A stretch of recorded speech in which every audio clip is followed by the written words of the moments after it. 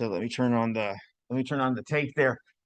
So here's of course, there's the homework, right? This hasn't changed since last time. I moved the dot product back a little bit because we're still have one more thing to talk about, or a couple more things to talk about with respect to dot product. So some of those problems at the end of that homework, if you've been working on that dot product homework, they're going to look strange to you because we haven't talked about them in class, but we're going to talk about them immediately here. And in fact, we're going to talk about one problem at the end of this homework, but that's not unfamiliar to you. That's a problem that you already know how to do based on the things that we've already talked about in class. And then, of course, we have that next homework, which is about another type of vector operation called cross products. And so we're going to talk about that immediately after dot products. So all the applications that we've seen so far here are really about about a little bit about geometry, maybe, and then some about physics. But that's not what we're really developing the vectors for. We're developing them to help us with calculus. So don't worry, we are getting to our applications of vectors to calculus in 3 dimensions. All right, so that's on the way. All right, we just have to slog through this introduction to vectors first before we can throw those at calculus problems, classical type calculus problems that you're familiar with. So anyway, there's the homework. So this is, I moved this back to Monday, so you have plenty of time to finish that. And then let's see how far we get on cross products to see if we have to adjust this homework. Now, because I don't want to alter the sample test, I want to make sure we get through all the material that's covered on the sample test, because I've already edited it once. We'll move the test back to a week, to the 28th. So I haven't posted that announcement yet, but I'll post that in WebAssign, and then the formal announcement of the sample test. So the test will be on the 28th. But the sample test is posted, right, as I mentioned last time. So it's right here under this sample test folder. You have to go to Blackboard, though. It's not in WebAssign. So there it is. And so the material that's on that sample test will be the material that's on the test, okay? And so you can start working on the sample test already. The first part of the sample test will already be familiar to you, okay? It's not until the end of the sample test that, things that we haven't really covered yet. But we're getting to that stuff really quickly. And then keep in mind, as I mentioned last time, right, the sample test is a lot longer than the test, so don't be freaked out by the length of the sample test. The test will fit easily into the time period that we have, right, to take the test. So I'm not going to undermine your grade here by giving you some freakishly long test to take in the time we have. All right, so anyway, so there's the sample test. It's under the sample test folder, right? So you can find that easily in Blackboard. Okay, so that's kind of where we are. One other thing, I mentioned this before, right? On the office hours, I'm available before class, right? In the morning before class on Monday, Wednesday until about 11, which is when I come over here. So if you want to find me in the morning, you can do that. You don't need an appointment, but it is good to email me first and say that you're coming in, so I'll make sure to that I'm expecting you, right? But also, from 2 to 5 on Monday, Wednesdays in the Math Center, which is in North 925. My office is, I didn't put it there. Let's see, I need to edit that. And so my office is South 611. South 611 is my office. Okay. And so not North 925, but in the morning in South 611, but in the afternoon in North 925, right? But the problem with that is I get booked up with appointments for tutoring. So like today, I'm already booked. And so it's hard to just show up there and talk to me, although sometimes the appointments don't show up. But you can make an appointment, formally make an appointment by going to the Math Center website, and you can make an appointment. and to see me at these times. Okay, but in the morning you don't need an appointment. Just let me know you're coming, and I'll meet you because I'm always in the office before class. Okay, all right. So that's where you can find me. So now you should, in addition to your homework, start working on the sample test. So you've got a couple of weeks, and you got plenty of time to work on that sample test, and that's really going to be key. The homework also, but doing the sample test will really help you score higher on the test.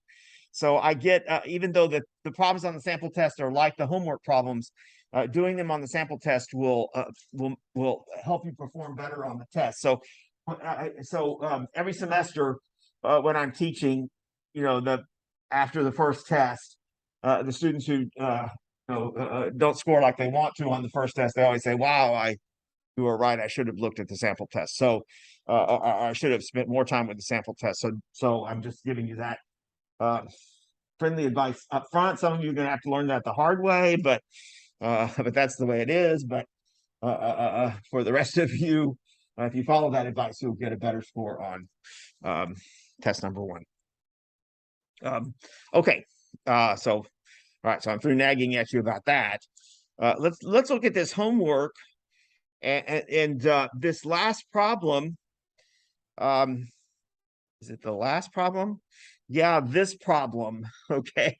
All right. So it's so drawn out, but because they make you fill in so many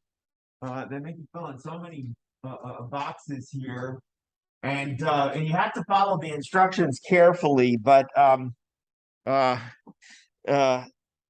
point of this is to after you filled in all of these boxes here, the point of this is to find the angle between points of intersection of two curves. Okay, so it's these two curves that they're dealing with in this problem. These are not complicated curves. This is x squared, which is just a parabola, right? And then this is x to the 1/3 power, which is the same as the cube root of x. That's just the graph of cube root of x, which is not a parabola, but it's not a complicated curve either, right? And these curves intersect at a couple of points, and so where those intersections occur, right, the curves are crossing each other, and the curves sort of form angles at those points, right? But these are curves, they're not straight lines. So they don't truly form angles, because angles, the sides of an angle are straight line, not curves, right? Okay. So but they sort of form angles, and what you're asked to do is measure what are those angles formed at the intersection of those curves, right? But again, we have to sort of fudge a little bit answering this question, keeping in mind that really don't have a true angle where the curves intersect, right? Because curves are not straight lines, right? So what are they really asking us here in this problem? All right, so I think there's a question like this on the sample test, if as I recall. It's not as complicated as this one, but same type of problem. Now, it's very informative to see the graph, okay, of these curves. Okay, so here is a picture. But if you were doing this homework problem, it would really benefit you to just try to sketch very roughly the graph of those two curves. All right, so you can do that with your calculator, but it might also help to, once you see it on the calculator, to try to transcribe that to paper, so you can be scribbling on the paper right next to the graphs of the curves. But when you're doing this on paper, when you're sort of sketching the curves on paper, you don't have to make them beautiful graphs, right? Okay, just want kind of a representation of the curves, right? Kind of a semi-accurate representation of the curves on the paper. That's enough to get an idea of how to answer this problem. Okay. All right. So there are the two curves, and you can see from the graph, right, that those curves are going to intersect in these 2 points, right? They intersect at the origin right here. And they intersect here also at 1, 1. Okay. And so again, as I mentioned, right, see where the curves intersect. If you look at right that little section right there of the graph, notice those curves where they intersect, they sort of form an angle, right? Okay. Right. But it's not truly an angle because the sides of the angle are curves. Same thing up here, right? Although this looks more angular, where up here at 1, 1, right, where the curves intersect, right? You notice there's kind of an angle there, right, between the two curves, right? Okay, but again, this is not truly an angle here because the sides of the angle are curves, not straight lines. So the first thing to think about here, I guess, is the first thing to figure out is where do the curves intersect? Is that the first question on the problem? Because you have to know what these points are, right? Okay, I don't think they, or do they tell you what those points are? How do you find the intersection of curves? So if you have formulas there for a couple of curves, how do you determine where they cross each other? Or maybe they don't cross each other at all, but how would you analytically with pencil and paper try to figure that out? Not visually, but analytically. Yeah, that's exactly what you do. Yeah, okay. Because you can think of this in two separate ways, but the easiest way, because of the way they've got the equations written, they have the equation solved for y. What you want to think of, David, is at this point, right? Okay, both of these curves have the same y coordinate, right? Yeah, and because they cross there, right? And at this point, both of the curves have the same y coordinate as well. So, so you can think of, well, y is equal to y at this point, right? This y is equal to this y at this point, right? And also at this point, this y is equal to this y, right? Okay. So since the y's are equal, we can, that means that these expressions are equal as well. So what you said is correct. You can just set the expressions equal to each other, right? So just write down, let me lower this. Did I lose my picture there? So just write down there x squared equals x to the 1/3 power, right? Okay. And then, so that's cube root of x, right? This is cube root of x. And then think about how you would solve that. Wow, that's a good question there. How would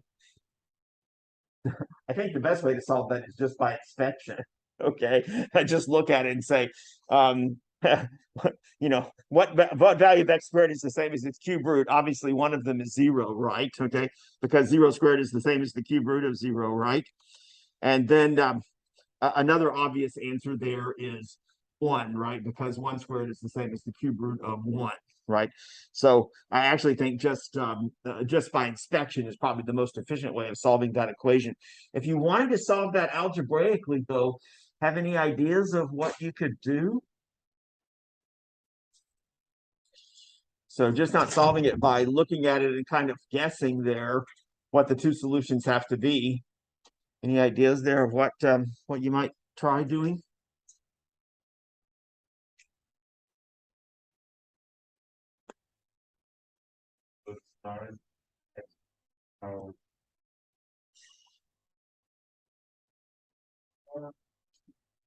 Oh, yeah. So let's try that. So we would get so cube both sides to get rid of that, allows you to get rid of that cube root, and that's usually a pretty good instinct. You know, you have an equation with a cube roots are going to be not pleasant to deal with, right? So if you can get rid of them easily, then you might want to try doing that. So you would get, indeed, x to the 6th power is equal to x. Now what? So this is a polynomial equation because you just have a whole number of powers of x in there. So next idea.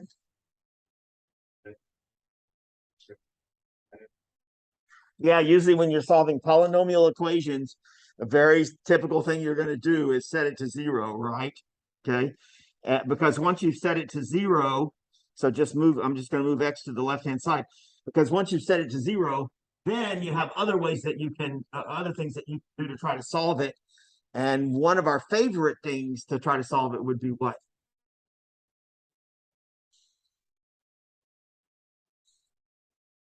sort of step here, or what sort of process might we try here to solve that?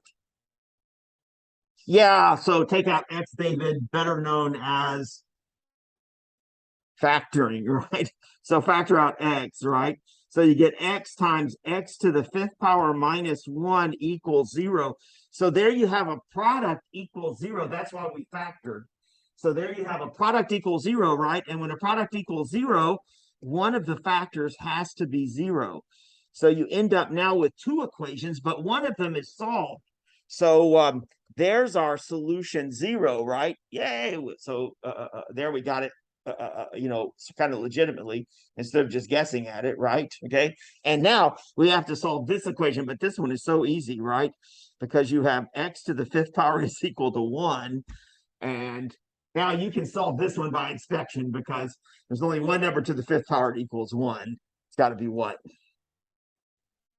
1, right? Okay. So there it's easy to see, right? You have x equals 1. Another way of thinking of this is take the fifth root of both sides, right? Okay, so take the fifth root of both sides. Fifth root of x to the fifth is x. Fifth root of 1 is 1, right? So you get there. They're the two solutions, right? So we can get them with pencil and paper. See, I said that was more work than it was worth, right? Because they're easy to discover those solutions just by inspection. So once you know that x equals 1, right, then just plug x back into your equations, right, to find the matching y values. You know they have to be the same in both cases because these are intersection points, right? So when you plug 0 in, you get y equals 0 in both equations, right? And when you plug 1 in, you get y equals 1 in both equations, right? So there are your two intersections, 0 and 0. And 1 and 1. All right, so all of that is just algebra. Okay, all right, so we're not even to calculus yet. That's hardly even pre-calculus because I think a college algebra student could find those solutions. All right. Okay, now we get down to the interesting part though. What is the angle between these curves, right? Okay, so what do we mean by the angle between the curves, since the curves are not straight lines? Well, so we want to think of the curves as being straight lines, right? Okay, because that's the only way we get an angle, right? So how is it that you think of a curve as being a straight line? So how do you convert a curve in calculus to a straight line? You take the what? The tangent line, right? Okay, you take the tangent line, right? And now tangent lines, of course, vary from point to point, correct? So you have to create the tangent line at a particular point, right, on the curve. And of course, the point you're interested in here is the points you're interested in are these intersection points. So what we're trying to do here, right, is draw. I'm going to scribble it in, but we want to discover here or find the tangent lines, right, to these curves. I should draw it in a different color, but let me just draw it as a dash line. So we want to find, that was a very bad dash line, but there's the tangent line to a cube root of x, right? And then let's draw the tangent line to, there's the tangent line for x squared, okay? And it's really the angle between the tangent lines that we're going to take as the angle for between the two curves, right? Okay. And tangent lines are straight lines, so they do have an angle, a legitimate angle between them, right? Now, why is it that, why is it that the tangent lines suffice here to represent the curve at this point? Because remember, what do you learn from calculus? If you zoom in on this point, right? If you zoom in on this point right here, right? Okay, so if you blow this picture up, I can't blow this picture up, unfortunately, but if you blow this picture up, zoom in on this little piece of the curve around this point, both of those curves ultimately, if you magnify this enough, both of those curves are going to look like what? They're going to look like straight lines, right? Okay, you won't be able to see the curvature in the graphs at all, right? They'll look like, they're not really straight lines, but they're going to look to you like straight lines. And what straight line is it that they look like? It's the tangent line, okay? They start looking like their own tangent lines close to this point. What do I mean by close? Well, that's a relative term, right? Okay, but in calculus, you can say, well, if I get infinitely close, right, they look like the curves look like the tangent line. Okay, all All right, so we have to just figure out what these tangent lines are, right? Okay, kind of. But we're not really going to create, well, we're not really going to create tangent lines here. So I'm not going to write down an equation for a line. What I'm actually going to do is write down vectors that correspond to the tangent line. So I want vectors in the same direction as the tangent line. So I want a vector starting at this point, okay? And I want that corresponds to the tangent line for y equal x squared, and I want a vector starting at this point that corresponds to the tangent line for y equal a cube root of x there, right? And I think in the problem they specify they want unit vectors, right? Okay, they want unit vectors in the direction of the tangent line. That's just so that all of us would write down the same answer, because we can create all sorts of vectors, right, that correspond to these tangent lines. All those vectors would have common directions, but the same as the tangent line, but the length of the vector would change the vector, right? So we might all be writing down different vectors. So we want to write down the unit vector that is in the same direction as the tangent line, okay? For both of these curves at this point, and also for both of these curves at this point as well. Okay, let's start with this one. This one gets a little bit flaky because of this curve, a cube root of x. Okay, that curve is a little bit weird there at 0, 0. So let's take this point first, because that one's a little bit more stable. All right, gives you a little bit more typical answer. All right, so let's see. Let's find the unit vector in the direction of the tangent line, right, at y equals x squared. Okay, so for the tangent line, what is its slope? So what's the slope of the tangent line of y equals x squared at this point? 1, 1. How do we find that? Do what? Yeah, take the derivative, right? So we're going to find y prime, right, of x squared, which of course is what? 2x. And then we're going to evaluate that at 1, right? And that will give us the slope of the tangent line. So not a complicated slope at all. It's 2.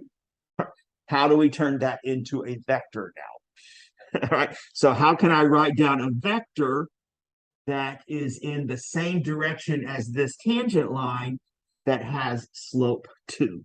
So how do I convert this now from algebra to my calculus 3 knowledge of vectors? I'll take any vector. All right, so it doesn't have to be, we'll fix it and make it a unit vector later. But how do I get just any vector there? Do you remember this? What? Yeah, this 2, let's think of that as a fraction, right? Rise over run, correct? And so if we start at this point and we go up, what is it? Up 2, rise 2, and run 1, right, to the right 1, that would bring us to another point on the tangent line, correct? Okay. Well, that gives us an idea also of how to create the vector, right? We want a vertical component of, a horizontal component of what? Horizontal component of how much? Horizontal? 1, right? So I would create my vector as 1 times I, right? Plus, what do I want for my vertical component in the vector? 2, yeah. So plus 2 times j, or you can write it as, in this form, 1, 2, right? Okay. Now, so that actually is a vector in the same direction as the tangent line. Okay, so we've got a vector here, right? That matches the tangent line. But in the homework, they want a unit vector. So how do you fix this? Divided by the magnitude. What's the magnitude? square root of 5, right? Can y'all do that calculation without us writing it down? It's 1 squared plus 2 squared, right? Take the square root. So we get square root of 5 as the magnitude, right? Shall we? Well, okay, let's give this vector a name. Let's call that u. And so magnitude of u there is square root of 5, correct? And now, what's the unit vector that is in the unit vector that's in the same direction as u? Just divide your components by square root of 5. So you get 1 over the square root of 5 and also 2 over the square root of 5. If you want to, you can factor out the square root of 5 from the denominator. So you can write this as 1 over square root of 5. So 1 over the magnitude, right, times the original vector u. I like to write it like that. Okay, so I didn't label this properly, but there's that unit vector in the same direction as the tangent line of x squared, right? Starting at from this point, 1 comma 1. So what about for cube root of x? That one's a little bit uglier. What's the derivative? So we have to use the power rule, right? Bring down the 1/3, and then you have x to the 1 minus, 1/3 minus 1, right? Is that right? So we get 1/3 times the x to the minus 2/3. That's ugly. This is 1/3. But so that's 1/3 times 1 over x to the positive 2/3 power, right? But 2/3 power is the same as cube root of x squared, right? Isn't that what 2/3 power means? The 3 means the type of root, right? And the 2 stays as an exponent. So this is cube root of x squared. So this looks like 1 over 3 times the cube root of x squared. Yeah, you would expect the derivative to have a cube root in it, right? Because the original formula was cube root of x, right? So you would expect the derivative to have a cube root in it, but it ends up in a denominator, right? Okay. And we want to evaluate that, but the evaluation is easy. We want to evaluate that at 1, so what do we get? 1/3, right? So it all simplifies to a pretty easy there, value 1/3, right? So the slope of this tangent line is 1/3. That looks like it kind of makes sense, right? Does that line looks like it has slope 1/3? Maybe. All right. Okay. That looks like, and this one looks like it could have slope 2. And so take that slope and convert it to a vector. So let's call that the vector v. So what vector can we convert that slope to? In other words, I want a vector that is in the same direction as this tangent line. So a vector that kind of has the same slope, quote unquote, as this tangent line. So what components can I put in here?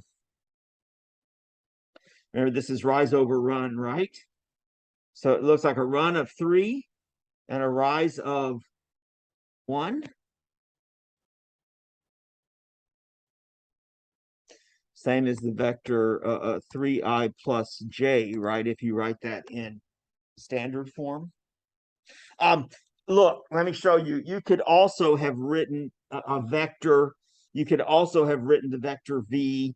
It's a different vector, but you also could have written the vector v as you don't have to convert this to a you don't have to split the numerator and denominator here. You could also write this as just I plus 1/3 j. Okay. Because 1/3 is the same as 1/3 divided by 1, right? So you could think of the rise as being 1/3 and the run as being 1. That would give you just 1 times I plus 1/3 times j. So so you could use this vector. You could use this vector as well. Let me call this a slightly different vector, though. And now we want to make a unit vector out of this, though, right? So what's the magnitude here? square root of 10. And now, so now I guess the vector we're interested there is just divide these by square root of 10, right?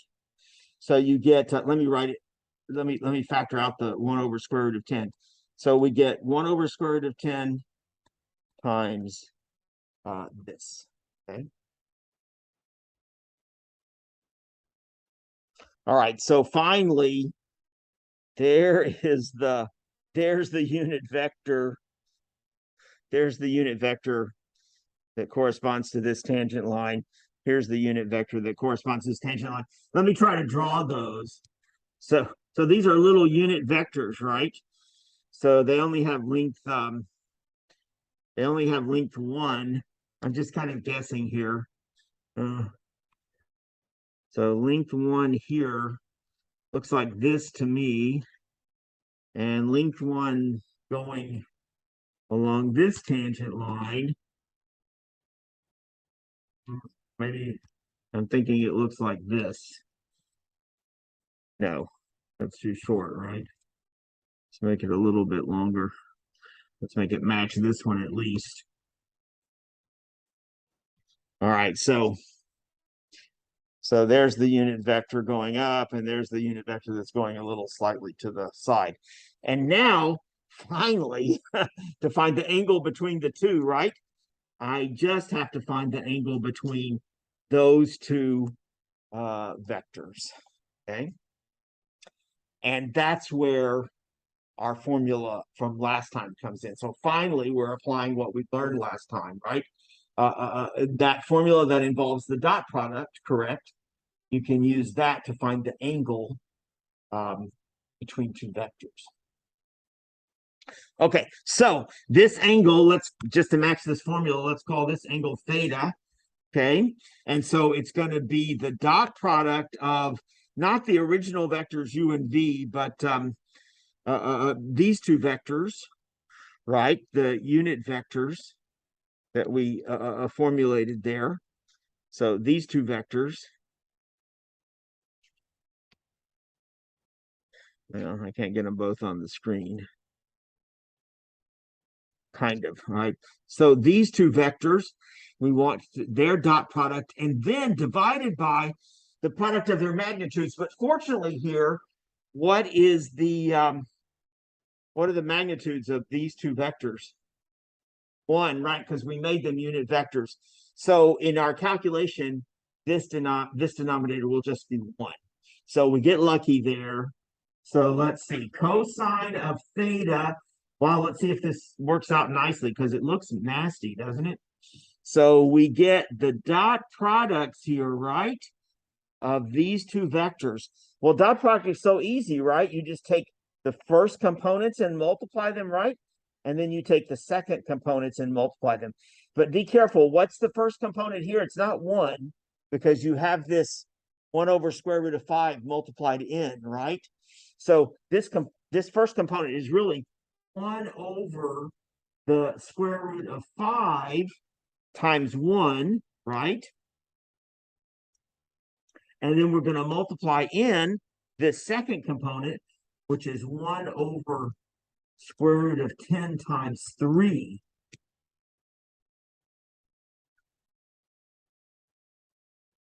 Plus, now I've got to add on the second components multiplied. So that's a 1 over square root of 5 times 2 times, and then is this just 1 over square root of 10 times 10? I mean, times 1. Man, that looks terrible. I hope it simplifies nicely. I have no idea. See, what is this? 3 over the, is that 3 over the square root of 50?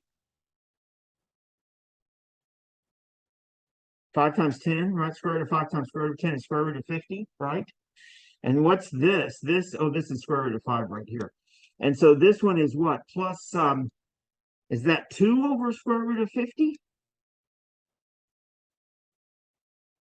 So far, that doesn't look very promising.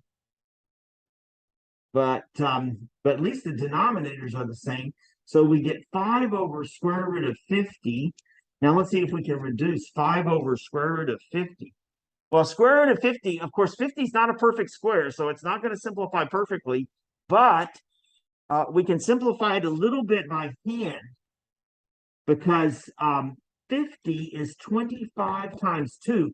See, I wrote that as 25 times 2 because, of course, 50 is also 5 times 10, but I wrote it as 25 times 2 because 25 is a perfect square. So you can extract from under the radical of 5, right? Oh, that's nice. So we get 5 over 5 times the square root of 2, and these 5s divide out. So you get 1 over the square root of 2. And if you rationalize that denominator by multiplying top and bottom by square root of 2, you get square root of 2 over 2. Ooh, that looks familiar. See, this says cosine of theta is square root of 2 over 2. Wow, what luck. That means theta is what? Yeah, we don't even have to think about that very much, right?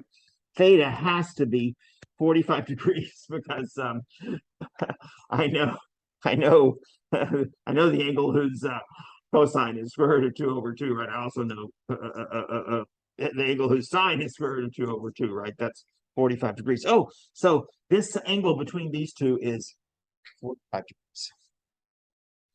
Kind of look like 45 degrees, right? But there now we've actually verified it. What happens at this point? So I'm not going to do this for you. I'm going to let you do this.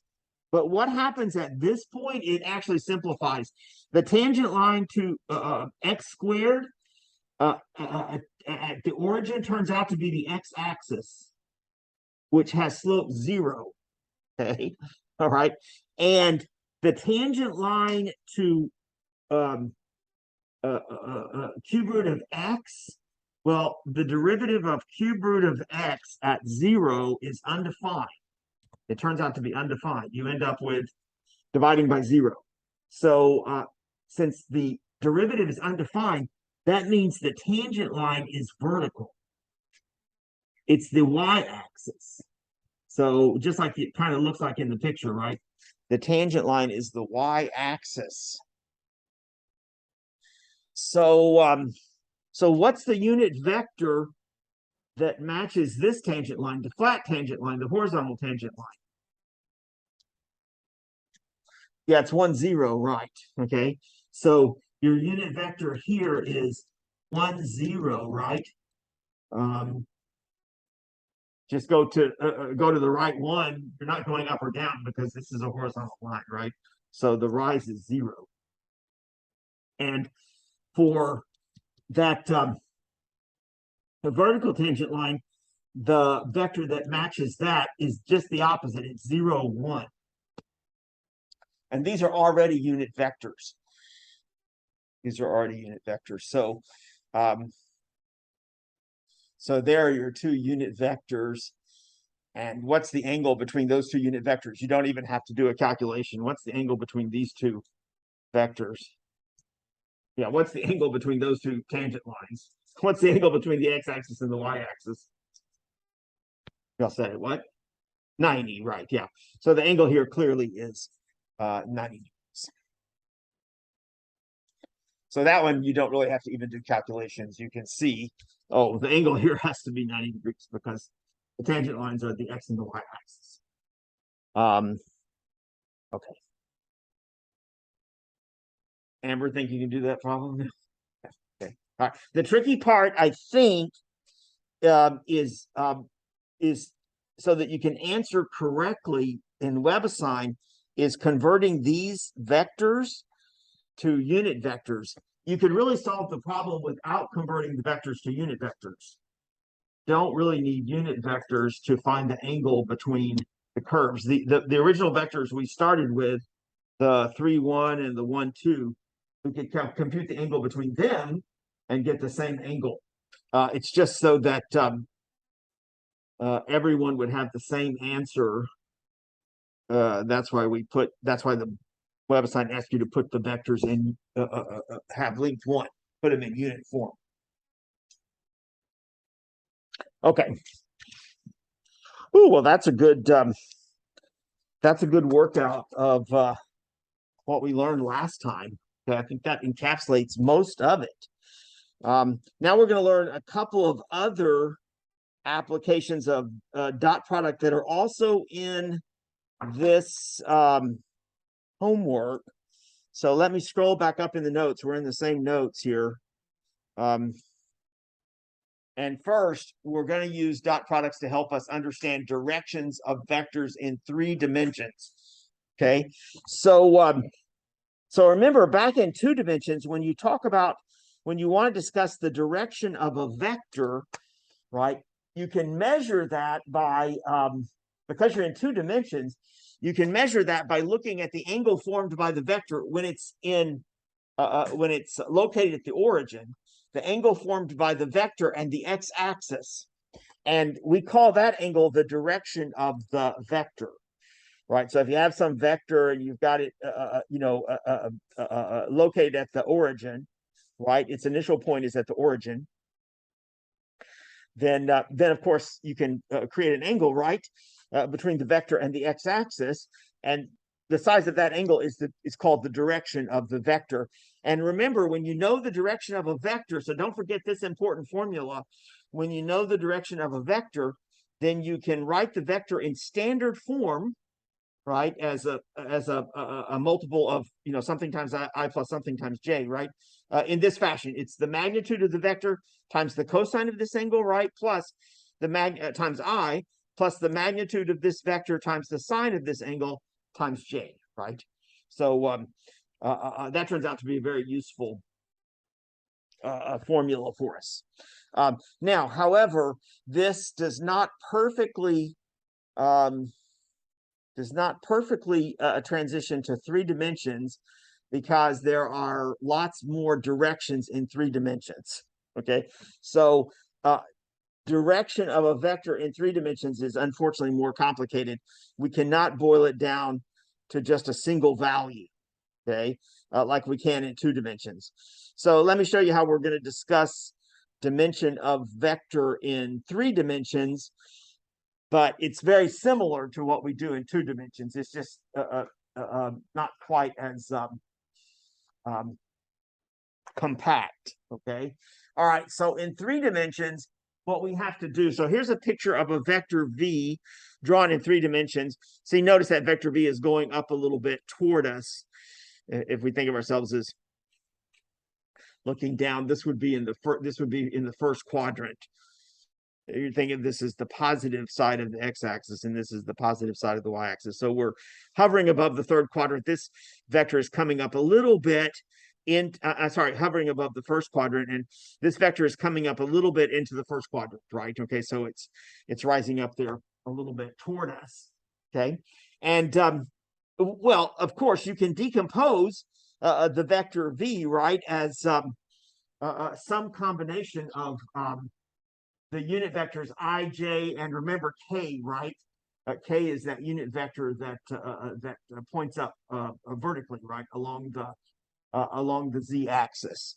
So to discuss the direction of the vector v, unfortunately, we have to measure that that direction using 3 values instead of just 1. Okay, so what we have to do is find the angle between the vector and the unit vector I, or you can also think of it as finding the angle between the vector and the positive side of the x-axis. Okay, so you have to measure that angle. Notice this angle is kind of at a tilt, right? They're labeling this angle alpha, by the way. The angle between the unit vector I and v, they're labeling that angle I. Notice alpha there is slightly tilted up, right? Okay, that angle is not flat, all right, on the plane. And then we also measure the angle between the vector and j, okay, the unit vector j, or you can also think of it as the positive side of the y-axis. That angle we call beta, right? And then, but then we have to add in a 3rd measurement, the measurement between the unit vector k, or the positive side of the z-axis, and our given vector. that angle the book is labeling gamma. This is gamma, right? So see, it's considerably worse, right? To indicate the direction of a vector in 3 dimensions, you have to measure 3 angles, not just one. Okay, so in 2 dimensions, you don't have to measure 2 angles. You get away with 1 angle, but in 3 dimensions, you have to measure 3 angles to indicate the direction of a vector. But what is similar to 2 dimensions, however, is the way you can now write down the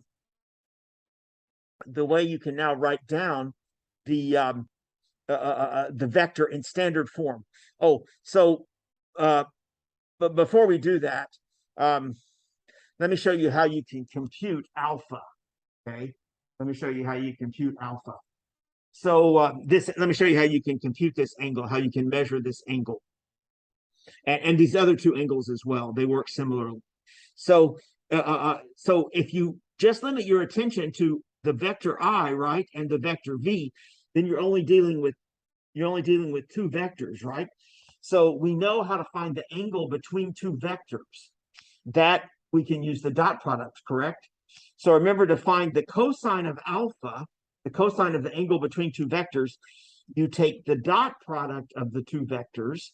But remember, one of these vectors is I, right? And then you divide that by the magnitude of the 2 vectors, correct?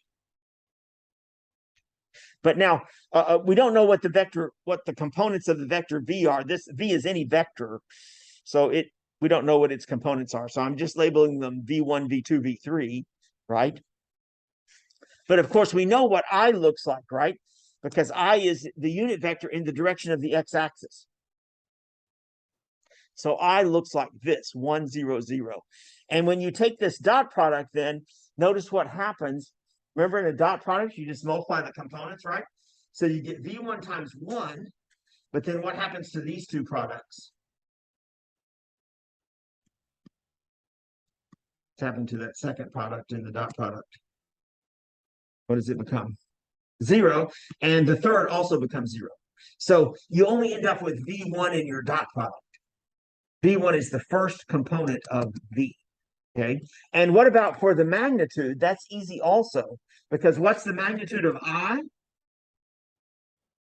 It's 1, right? Okay, so that drops out. So you just end up with this very simple quotient here. The first component of v divided by the magnitude of v. That is the angle. That's going to give you the cosine of the angle between I and your vector. That's the one we labeled. That's the one we labeled here, alpha. So so that means alpha is going to be the arc cosine of whatever this quantity turns out to, be. Well, the same thing happens for if you want to figure out what beta and gamma are. Exactly the same computations apply.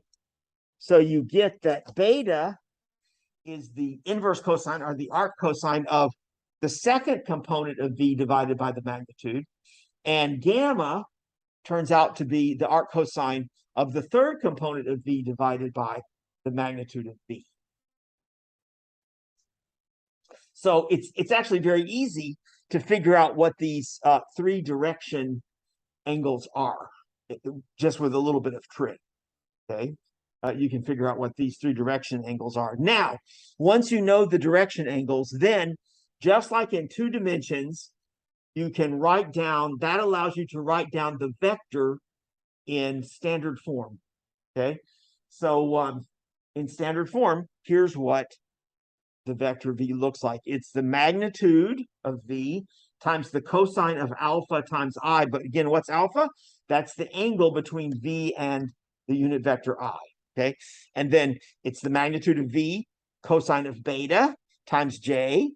Beta is the angle between v and j, and then v cosine of gamma times k. But remember, gamma is the angle between v and k. So this formula looks like very similar to the 2-dimensional formula, right? Remember, in 2 dimensions, how can you write down a vector in standard form, right? Okay, it's just the magnitude of the vector right times the cosine of the direction of the vector right times I plus the magnitude of the vector times the sine of the direction times j. Except in 2 dimensions, you only need to measure one angle. In 3 dimensions, though, you have to measure, in 3 dimensions, though, you have to measure 3 angles. Let me see if I can find my, see, yeah, there it is. Okay. So in 3 dimensions, you have to measure 3 angles.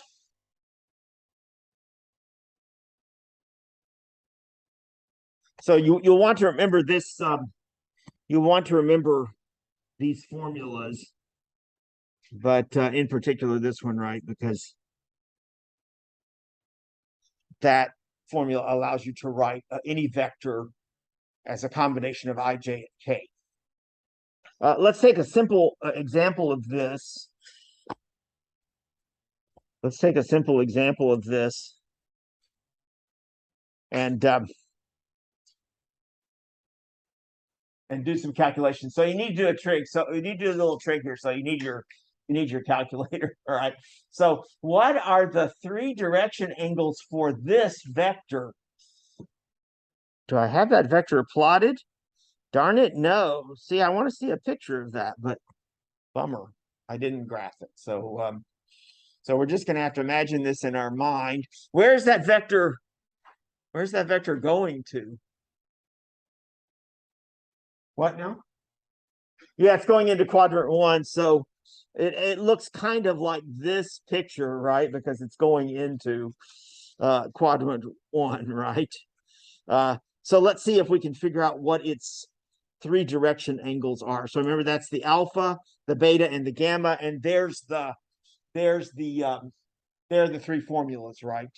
That you have to remember. So they're symmetric. So the formulas are symmetric. So so they're very easy to recall if you can recall one of them.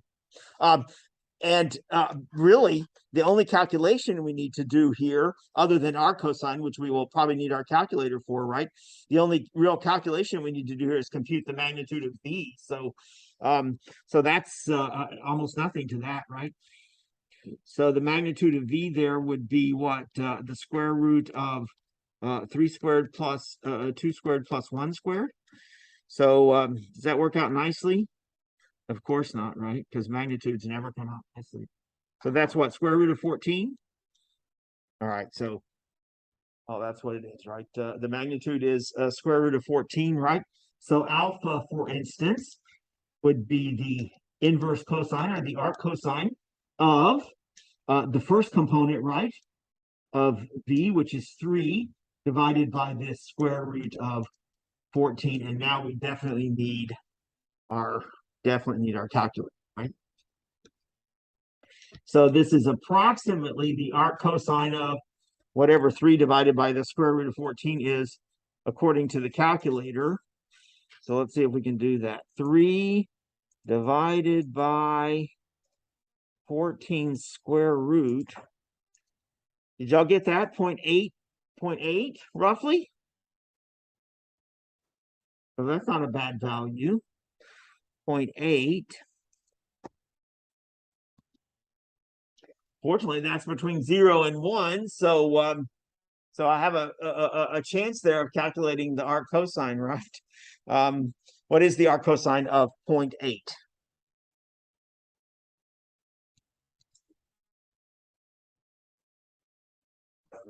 $36.7. Okay, all right. So alpha there is 36.7 degrees. So you can already, if you visualize that, right? If you think about where that vector is going into the first quadrant, right? Okay, that angle from the x-axis is 36 degrees, less than 45, right?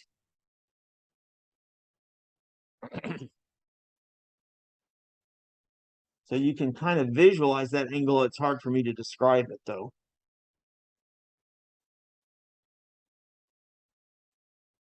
And then the others are just as easy, right? Let's find gamma while we're thinking about it here. So that's the arc cosine of 1 divided by square root of 14. So that's approximately the arc cosine of, what's 1 divided by square root of 14?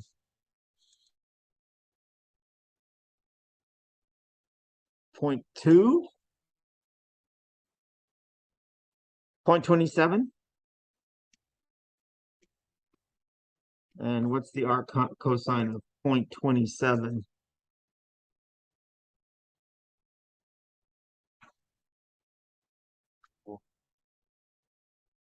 $74.5. So what is that telling you, Elijah, about where that vector is going? It's into the first quadrant. This angle is 74.5. So it's telling you the angle between the z-axis and this vector is pretty high, 74.5. So that means that vector is kind of just hovering over the xy plane, right? But you already knew that because what's the third component? Yeah, what's the third component here? No, this one. What's the third component? How far is this vector above the xy plane? Only 1, right? Okay, because you have 1 times k here. So that means the vector is only elevated 1 above the xy plane. And so the angle between the z-axis and that vector is going to be pretty high, right? See, there's the z-axis. But the vector itself is just a little bit elevated above the xy plane, right? So you have to come way down from the z-axis to get to that vector. You have to come down apparently 74.5 degrees, right? Okay, to get to that vector. So that puts you, if you were going down 90 degrees, you'd be flat on the xy plane, right? Okay, so you're not quite going down all the way to the xy plane, but you're going down pretty close. But we knew that because we're only elevated 1 above the xy plane, right? So you can sort of visualize these things. They kind of make sense. And then, of course, you can find beta too, but that's a very similar calculation. So I'm going to skip that.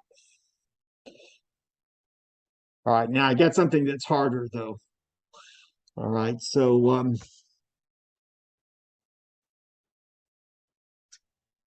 harder, but also more useful to us. All right, so of course, you can add 2 vectors together, right, to get a sum vector. But many times we'll want to take a vector and we'll want to break it apart or decompose it as the sum of 2 other vectors. All right. So, of course, if I gave you W1 and W2, right, you could add them easily to get their sum, correct? That's easy operation. But many times we'll want to go the opposite direction.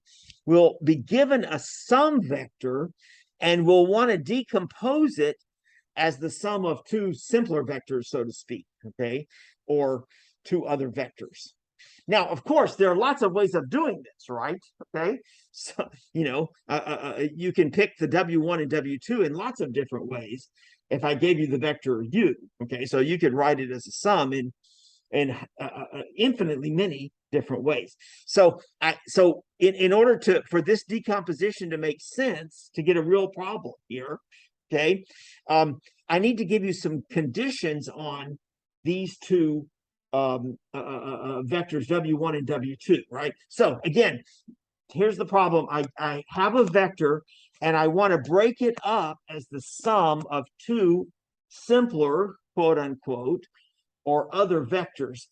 But I'm going to give you some conditions on what these other 2 vectors can be, okay? So that we don't get infinitely many possible answers here, right? Okay, so here's what the conditions are going to look like. Now, when you first read these conditions, they're very hard to fathom. So I need to draw you a picture, okay? But let me just write them down in words, all right? What the conditions will be. But then I'm going to show you a picture of what I mean here. All right. So I start with the vector u. Okay, I start with the vector u, and I want to write it as some vector w1 plus a second vector w2. Okay, but now here are the conditions on w1 and w2. w1 has to be parallel to a third given vector. Okay, so w1 has to be parallel to a given vector that I have to state in the description here. That vector is called v. V is not u. Okay, v is not u. So actually, to get this decomposition, you actually start with two vectors, a vector u and a second vector v. But it's the u vector that we're breaking up as the sum. Okay, the u vector is the one we're going to break up as the sum. The v does play a role in how we break up the sum, but it's not v that we're breaking up. Okay, so the first term in our sum has to be parallel to this second vector v that we start with, right? And that cannot be u. So that new vector v has to be different from u. And then the second term in the sum, okay, the second term in the sum has to be perpendicular to the given vector v. That's kind of easy to remember, right? So w1 has to be parallel to v, w2 has to be perpendicular to v. But you have to be given the vector u, and you have to be given the vector v to start. Okay? Otherwise, this process doesn't make sense, right? So again, what is it that we're trying to do here? We're trying to take some given vector u, and we're trying to break it up as the sum of two other vectors. But this first vector here has to be parallel to some given vector v, and this one has to be perpendicular or orthogonal to v. All right. So let me show you how you can picture this. All right, so here's the vector u that I started with, and I want to break it up as sum of two vectors, okay? But I have to be given one additional piece of information. I have to be given this second vector v. So imagine here's the vector u that we started with, and then we're given this second vector v, okay? And so I want to write u as the sum of w1 plus w2. So I got to figure out what the w1 and the w2 are so that they add up to give me u. But w1 has to be what? Parallel to v, and w2 has to be perpendicular to v.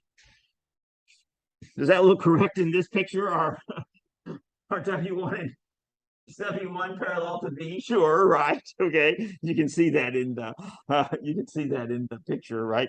There's v, and here's w1. So w1 is definitely parallel to v, right? And then is w2 perpendicular? Looks like it, right? Okay, it looks like v and w2 are perpendicular to each other. Oh, by the way, do w1 and w in this picture, do w1 and w2 add up to u? How do you add two vectors geometrically?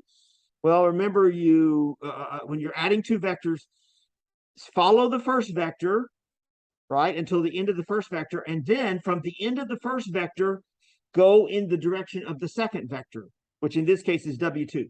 So if you go along w1, right, and then starting here, if you go in the direction of w2, that would be like this, right? So that would bring us up here, right? And does that give me u? Yeah, it does, right? See, if you follow w1 and w2, that brings you to the end of u, right? That's geometrically how you think of the sum of two vectors. Oh, by the way, you may be wondering, I drew the picture very conveniently here so that the angle between u and v was smaller than 90 degrees. But what if you have an angle like this? So what if you have a vector? So this is the vector u we're starting with. Here's the vector v that, again, I have to be given. But what if the angle between them is bigger than 90 degrees? What does this picture look like? Well, it looks like this, okay? Notice W1 is going in the opposite direction, okay? But it's still parallel to V, right? W1 is still parallel to V. And then here's W2, which of course is still perpendicular to V, all right? Do these two vectors add up to you? Yeah, sure, right? So if you go W1, and then from W1, if you go W2, you follow the vector W2 from W1, that would bring you up here. And sure enough, that is the end point of the vector U, right? Okay. So U is the sum of W1 plus W2. All right. All right. Now there it is in the picture. But how did I figure out what W1 was supposed to look like in this picture? Okay. So how do I draw W1? All right. Here's what you're going to do. Geometrically, here's what you're going to do. All right. Starting from V, okay, starting from V in this picture, I'm going to draw perpendicular lines up from V. You may want to think of them as drawing perpendicular vectors up from V until I hit U. You see that? Now, when you come to the end of V, right, notice you have not come to the end of U yet, right? So you need to keep going, right? So keep going in the direction of V. Keep drawing up until you exhaust U. So until you have U completely covered. And of course, that ends right there.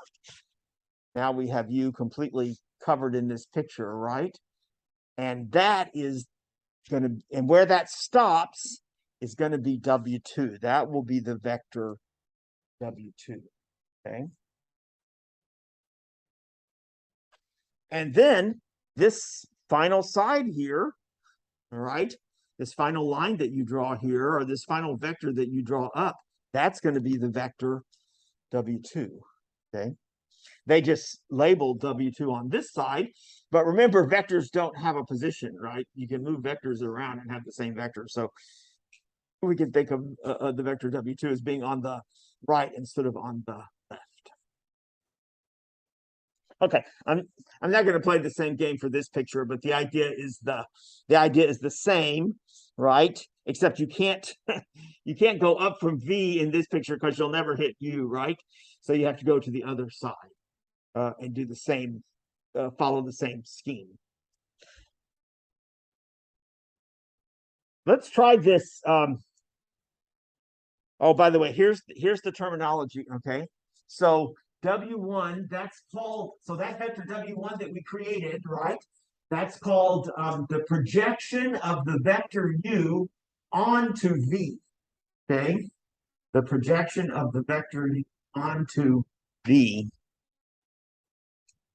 If you sort of think of shining a light, right, over the vector U, right? Think of shining a light over the vector U, but you want your light rays to be perpendicular to the vector V, right? So if you shine a light down from U perpendicular to the vector V, where will the shadow of U end? Well, it will end right there, okay? That's where the term projection sort of comes from, right? So this vector W1 called the projection of U onto V, onto V. So remember that order. We're projecting U onto V. And the second vector is called the vector component of U perpendicular or orthogonal to V. So this vector is the projection of U onto V. And this is the vector component of U orthogonal to V. This is the one that, the first one, though, is the one that we'll use most frequently, okay? The projection is the one that we're normally interested in.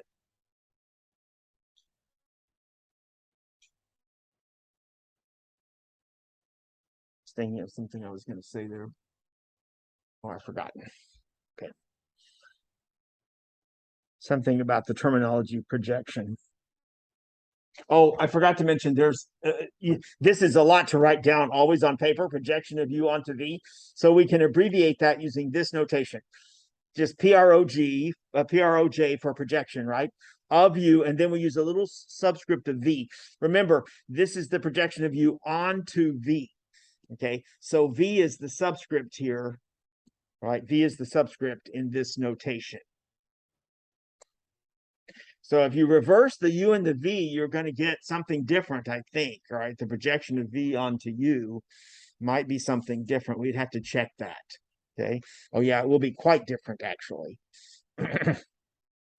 All right, now I'm gonna see if y'all can do this. I'm not sure I can do it. Okay. All right, so all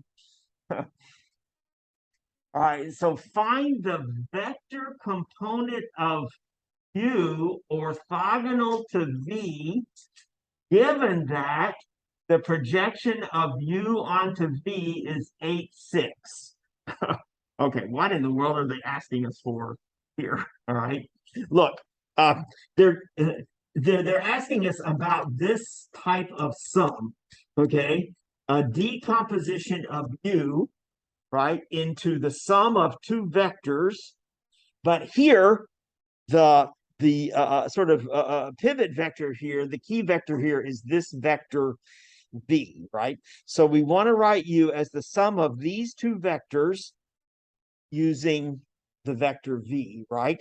So remember, the first vector is going to be the projection vector. That is indicated by this notation. So they're telling you what? Oh, the W1 here, the projection of U onto V is this vector 8, 6, right? So that's nice. But they're asking you for now is what is the second vector? That is the orthogonal vector. Okay, so that's the vector component of U orthogonal to V. That's so easy to figure out here, though, right? Because what's U? They already told us what U is, right? That's 5/10. And they told us what the projection was. That was 8, 6. So how do we figure the W2? The orthogonal component.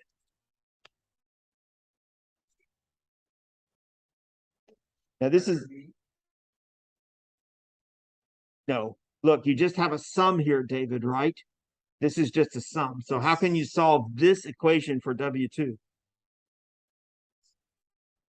Subtract, right? You just subtract, right? So just take, this is just this, right? Just subtract the 8, 6 from both sides, correct? Yeah, this is just, this is not complicated. This is just addition and subtraction. Yeah. So we're not doing anything complicated. And we get what? What does this turn out to be? -3 and 4? Wow, I'm so dubious now that all of these vectors are really projections and orthogonal components. Let's draw a picture of this. The picture is fun. Okay, so there's the vector. There's the vector U. Did I draw that right? U is supposed to be what? 5, 10.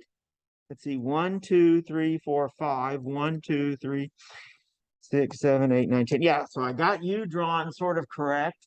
And what is V? 4, 3. So 1, 2, 3, 4, 1, 2, 3. Yeah, we got V drawn correct. Now they're telling us that they're telling us, are they telling us? Yeah, they're telling us the projection of U onto V is supposed to be 8, 6. I'm doubting that. But how can I check that in my picture? So what did I tell you? What was the scheme?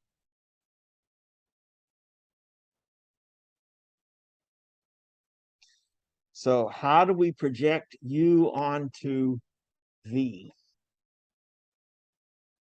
Yeah, that was drawing the lines, right? Okay.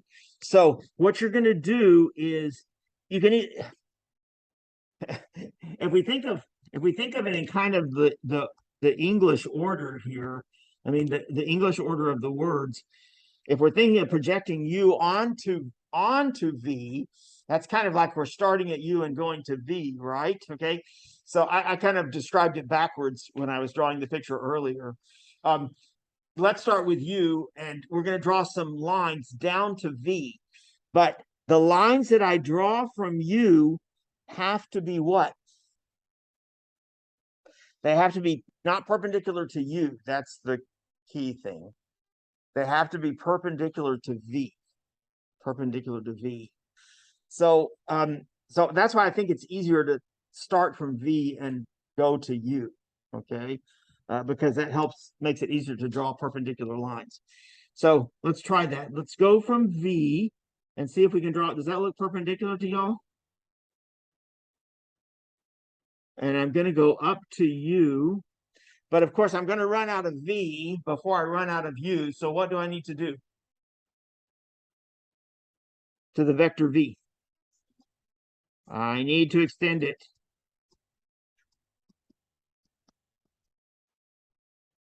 Does it look like I extended it right there? Who knows? Okay.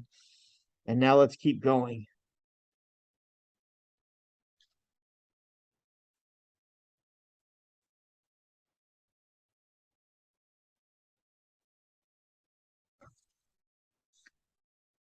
Now you've got U projected.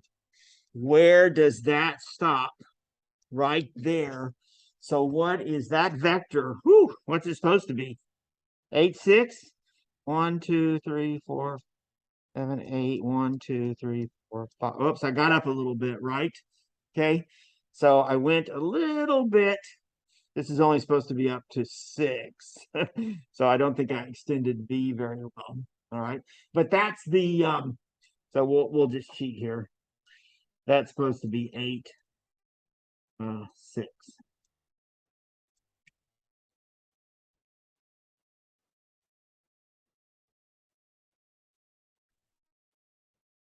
That's how you find W1, okay? Geometrically. Now, where's the W2? Which we calculated as being what? -3 and 4. Where is that in this picture?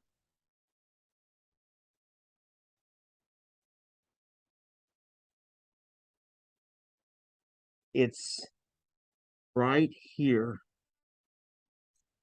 Okay. That vector at the end there, that's the vector in this picture. That's the vector W2. What does that look like? Let's see. So it's going from this point, which is 8, 6, to the end of, what's the end of U there supposed to be? 5, 10, right? So to get from this point to 5, 10, I think that's right, right? You would go -3, 1, 2, 3, and what? Up 4? No, up to there, all right? So that's where the, should have practiced my drawing soon before to get the points exactly right. But you get the idea, right? Okay.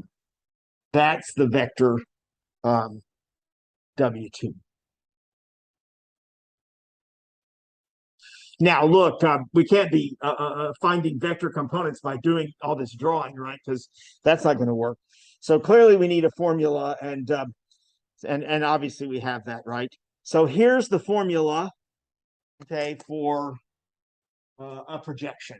So if you want a projection of a vector U onto a vector V, okay, then so projection of U onto V, there's how you get it. Okay. Notice it's parallel to V. The projection has to be parallel to V. So if this projection is parallel to V, that means it has to be a multiple of the vector V. And it is a multiple of the vector V. It's just the dot product of the two vectors divided by the magnitude of V squared. By the way, remember the magnitude of V squared is what? That's V dot V, right? So this is really, so really you can think of this formula as U dot V divided by V dot V times the vector V. That gives you the projection.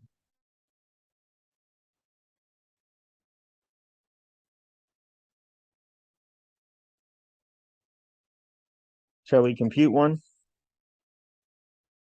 Do I have a picture of this? No. Phooey. Okay. All right. I've only got one example too. So we got it. Well, actually, we've got two, but only one simple example. The other one's an applied example, so it's a little bit harder. All right. So let's decompose the vector u into its vector components. That means write it as a sum, given that the vector v that we're going to use in creating the components, right, is this one, 7i plus j minus 2k, right? So remember what we're trying to do here is, just like before, we want to write u as w1 plus w2, okay? But actually, all we have to do is figure out w1. We'll find w2 just by doing arithmetic, okay? So just by doing some subtraction. So the key there is w1. That's the projection of u onto v, right? So remember, w1 is going to be the projection of the vector u onto v. So how did I say we find that now? So easy, right? What was the formula? It's something times v, right? Because this projection has to be parallel to v.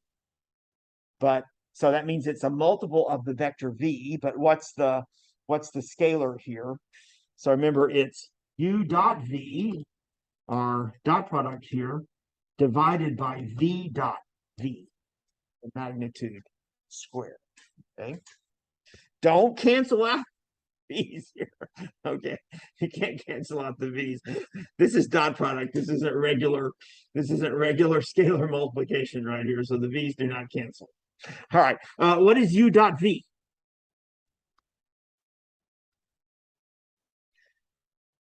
So let's see. That's 3 times 7, right? So 21, right? And then what? Minus 5 times 1. So minus 5. And then 2 times a minus 2 is minus 4. Oh, that's nice. Okay. Over, what's v dot v? That looks like what? 7 times 7 is 49, right? Plus 1 times 1 is 1. And then minus 2 times itself is 4, positive 4, right? All of this times.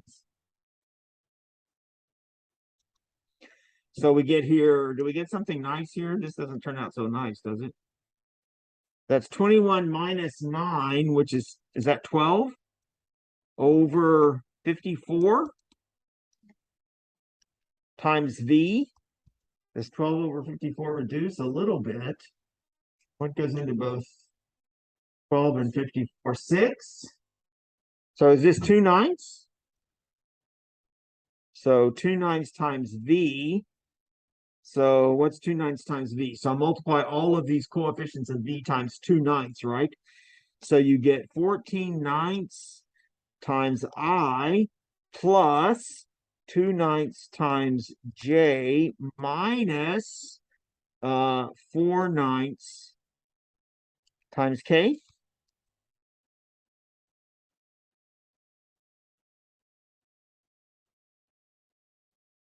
So there's the projection of u onto v. And then easy to find w2, right? Because w2 is going to be the original vector u minus w1. So you take the vector u, subtract this vector that we just discovered, right? And that will give us the vector w2. So can we do that? Wow, but can we do that arithmetic pretty easily without decimals? Okay, so we have 3 what? Minus 14 9ths, correct? 3 minus 14 9ths times I, right? What's 3 minus 14 9ths? Is that 13 9ths?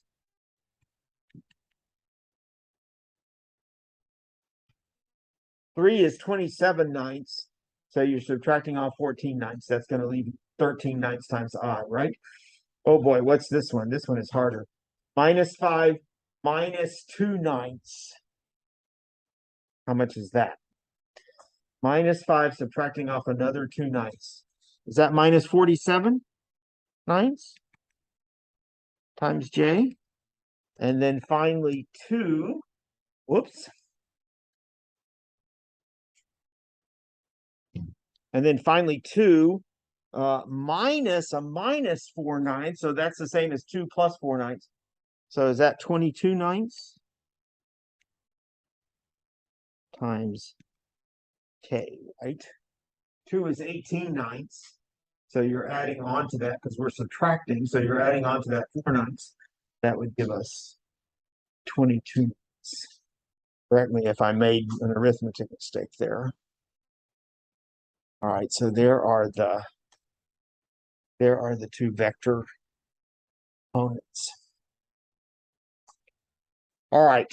Well, we've got to do the last example, so we're going to have to finish here, not have a break today. Sorry about that.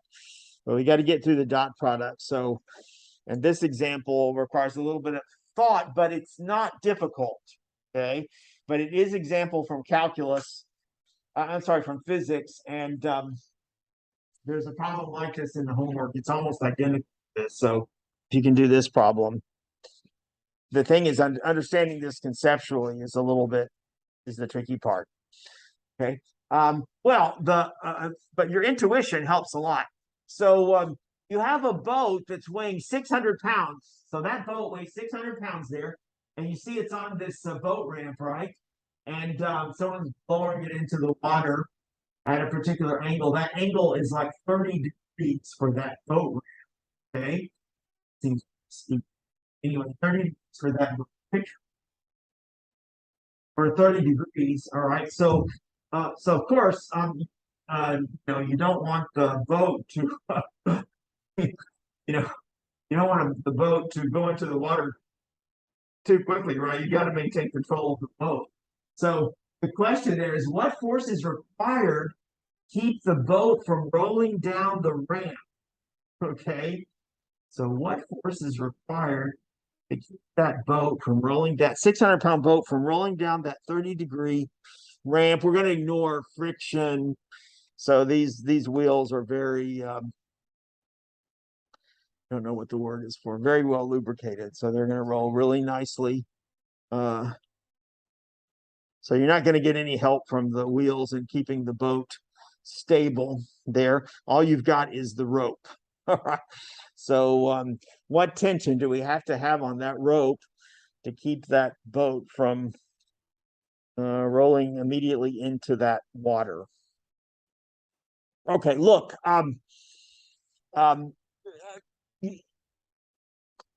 although you can understand conceptually what's going on here, the physics here is not completely intuitive, okay, as to how we're going to solve the problem. The only thing that is kind of intuitive, because of our own understanding of, gravity, is that weight of the boat is moving vertically, right? Okay, the weight of the boat is pressing down vertically, right? So this force vector that represents the weight of the boat, okay, is what? How can we represent that? How can we represent this force vector F in this picture?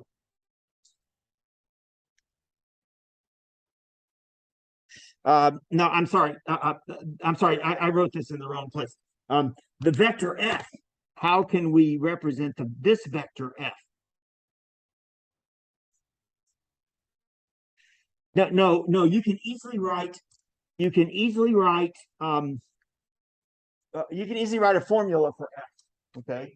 You know what F is. All right. Because what's the weight of the boat? See, the weight of that boat is being pulled straight down by gravity. Okay. The weight of the boat's being pulled straight down by gravity. So if you're thinking of this vector F, okay, its magnitude would have to be what? 600, right? And what is its direction?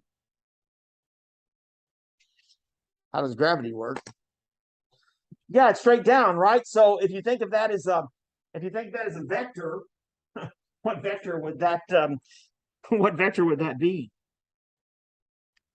Yeah, straight down the y-axis. So what vector goes straight down the y-axis? a negative j, right?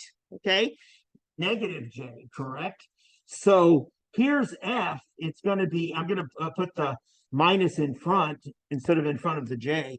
There's the vector f, okay? It's just minus 600 times j. The magnitude of this vector, by the way, is 600, okay? Because j is a unit vector, and that vector f, that force is going straight down, okay? However, now in the picture, right, the force is being distributed in different ways, okay? Right? So the force going down the ramp is not 600, right? The force going down the ramp is not 600. So the question is, so that's what we're looking for, right? What's the force in this direction, right? What's the force in this direction? And incidentally, we may also want to know the force perpendicular to, we may also want to know the force perpendicular to the boat or perpendicular to the ramp as well. What's the force in this direction? Okay. Well, look, F, that total force, has to be, we're going to write that as the sum of two vectors. So you see, we're going to decompose F into two vectors, right? So what two vectors? I want the force vector that's perpendicular to the boat, and then I want the force vector down the ramp, right? So what's the force on the rope, right? That's pulling the boat down the ramp in this direction. So see, what we're asking for here is a decomposition. Okay. Now, what do we know about this decomposition? Right. Well, let's see. What I want this vector. I want this vector, right? Vector that represents the force. Vector that represents force down the ramp, right? That vector has to be parallel to the ramp, correct? So that vector has to be parallel to this, to some vector that represents the sort of direction of this ramp, correct? I'm going to call that vector B. And then this vector, I want that just to be parallel to the, perpendicular to the, right? So I'm just doing the exact decomposition that I mentioned that we were just practicing, right? Okay. Right? I want to write vector F as the sum of these two vectors, one vector parallel to the ramp, right? Okay, and then the second vector perpendicular. Now, I've got to figure out, though, what is this vector B that kind of represents the direction? What's this vector B? Direction of, okay? I'll see if we can figure that out. So look, you can write the vector B in lots of different ways. Write the vector B in lots of, so you can come up with different answers for, but they would all just vary by magnitude, okay? Because direction of the vector B is got to be the same as the direction of the ramp, right? What is the direction of that? What is the direction of that ramp? So to make that easier to understand, I sort of drew an x-axis here across horizontally through the wheel there of the boat, and the direction of that ramp is the same as this angle, correct? What is that angle, though?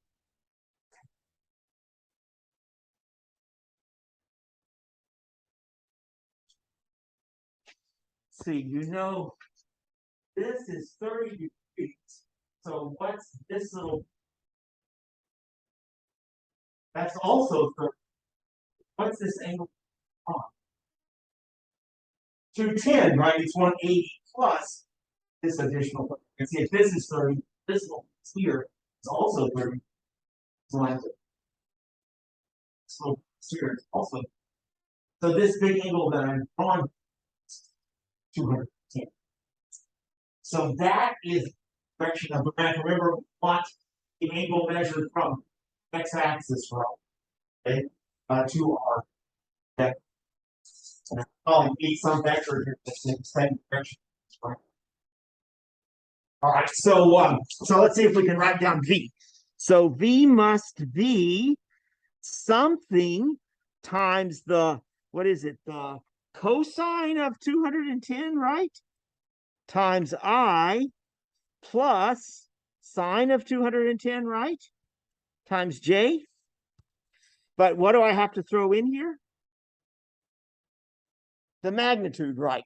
Okay, so I've got to figure out here a magnitude, right, Elijah, for my vector. I've got to figure out a magnitude here, right, for my vector v. But Elijah, I was just saying earlier, I don't really care at all about the length of v, right? Okay, I don't really care at all about the length of v. What I'm interested in here is just its direction. So what can I assume is its length? 1, right? I can make v a unit vector. Okay, so I can just make v a unit vector. So my picture here is probably a little bit, my picture here is probably a little bit distorted, right? Okay, that vector v is really coming to some point.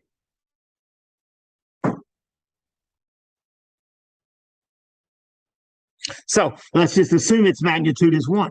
Oh, so there's the vector v. It's just the cosine of 210 degrees, right, times I plus sine of 210 degrees times j.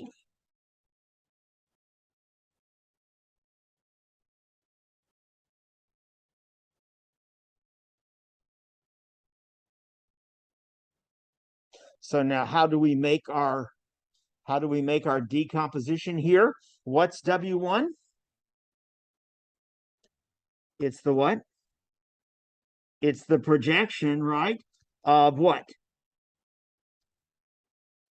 Of what onto what?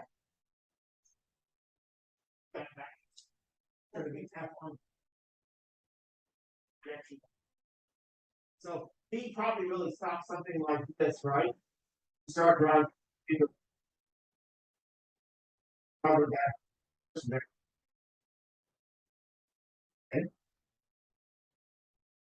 So so it's the projection of F onto V, my nice unit vector V. And then what's W2? Well, I don't know. We can figure that out later. All right. So there it is, I think. Okay. There they already typed it in there for us, right? Okay. W1 is the projection of F onto this vector V. All right, we've got just enough time. Maybe we can do these calculations. Let's see if we can do them quickly. So you may have to help me here, right? So let's see. What is this projection? All right, what is this projection? So we're going to get what? Something times V, correct? And so you know it's what? The dot product, right? Of U dot V divided by V dot V. But I know what V dot V is going to turn out to be, because remember, V dot V is the same as what? The magnitude squared. But what's the magnitude of V? 1. Ooh, well, we picked that right, okay? So thank God I don't have to calculate that. But I do have to calculate U dot V. And so I am going to have to fill in some values here, right, okay, in V. What is the cosine of 210 degrees? Is it negative?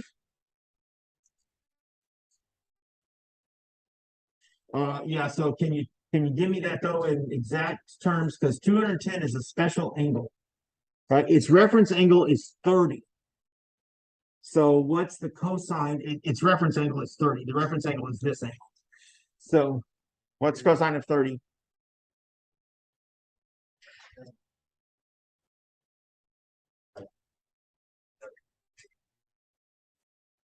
Perfect. Yes, you're exactly right. That's negative square root of 3 over 2 times I, right? And what sine of 210? So that's easier. Is that negative also? But what? Negative half, right? Perfect, Elijah. Yeah. Okay. So there's V. It's not so bad, right? Okay. And then U here is really F. I'm sorry. So instead of writing U, I should have written F there. So we do have to, so the denominator is easy, but we do have to calculate this dot product. Okay, so we do have to do just a tiny little bit of arithmetic, but is it too bad there? So the denominator is 1, right? What's the numerator going to be there? So remember, here's the vector F. So this is minus 6j. Remember, this is 0i. So if you take F dot with V, you get 0 times minus square root of 3 over 2 turns out to be what? 0. That's nice. And then you get the minus 600, right? Times the minus 1/2 is positive 300.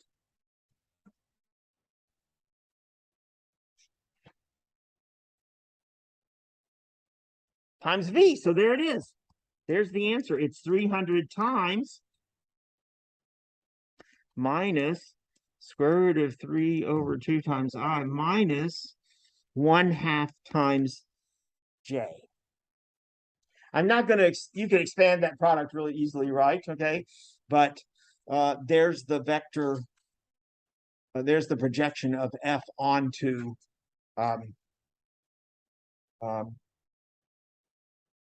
V. What is the magnitude of this vector?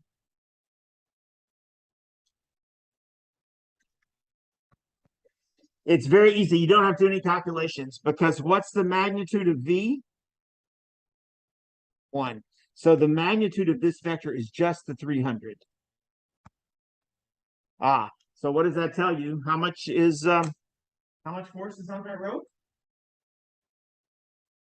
300. 300. Okay. So you need 300 there to keep it from a pound with a rope with tested to 300 pounds, right? To keep from that to keep that boat down keep that boat from rolling down that ramp, right? Okay. Now we could also figure out W2 and its magnitude. That would give us an idea of what the force is in this perpendicular direction. Not sure how we would use that in an application. Okay. All right.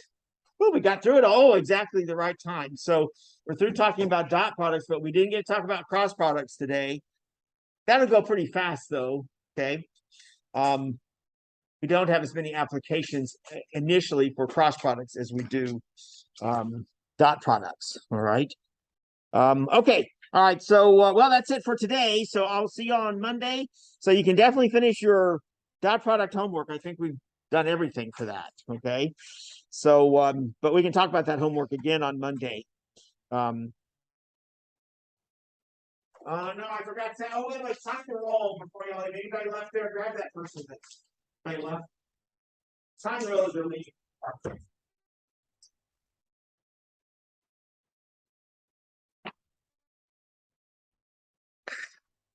Sorry to keep you all listening to me all that time, but we needed to finish that. So